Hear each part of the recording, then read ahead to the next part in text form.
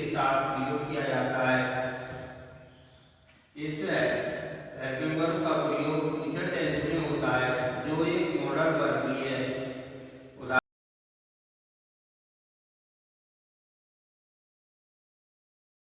उदाहरण के लिए he will write a letter, वह एक पत्र लिखेगा। दूसरा एग्जाम्पल है Ram will do this work, Ram यह कार्य करेगा। और शैल का प्रयोग मुख्यतः आई और बी पहला व्यक्ति के साथ फॉर्मल इंग्लिश में प्रयोग किया जाता है। जैसे वी शैल विन, हम जीतेंगे। आई शैल रिटर्न, मैं लौटूंगा अर्थात मैं वापस आऊंगा। अब सेकंड टॉपिक है, इसमें विल और शैल के प्रयोग में डिफरेंस क्या है, क्या अंतर है। अगर विल और शैल का प्रयोग सब्जेक्ट के अनुसार बदल दिया जाए तो उसके अर्थ में बदलाव आ जाता है।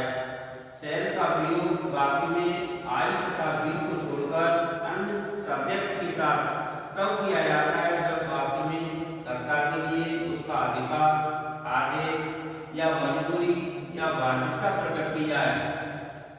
जैसे you shall do this work, तुम्हें यह कार्य करना ही होगा।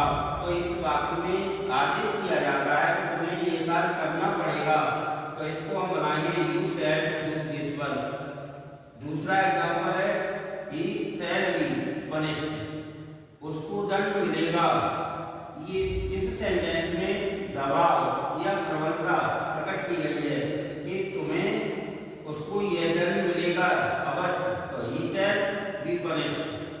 अब उसके बाद विल का प्रयोग मैंने पहले भी फ्यूचर टेंस आपको पढ़ाया था, उसमें भी बताया था यदि किसी वाक्य में बाध्यता प्रकट की जाती है तो उसमें हमारा जो रूल है, सामान्य रूल, वैसे तो हम आई और बी के साथ शैल का प्रयोग करते हैं, अन्य के साथ विल का प्रयोग किया जाता है। लेकिन जब किसी वाक्य में बाध्यता प्रकट की जाती है तो हम उसमें हमारा रूल उल्टा हो जाता है, उसमें आई और बी के साथ विल आता है और अन्य के साथ शैल। तो वही इसमें सेकंड रूल है विल का प्रयोग। Good morning student.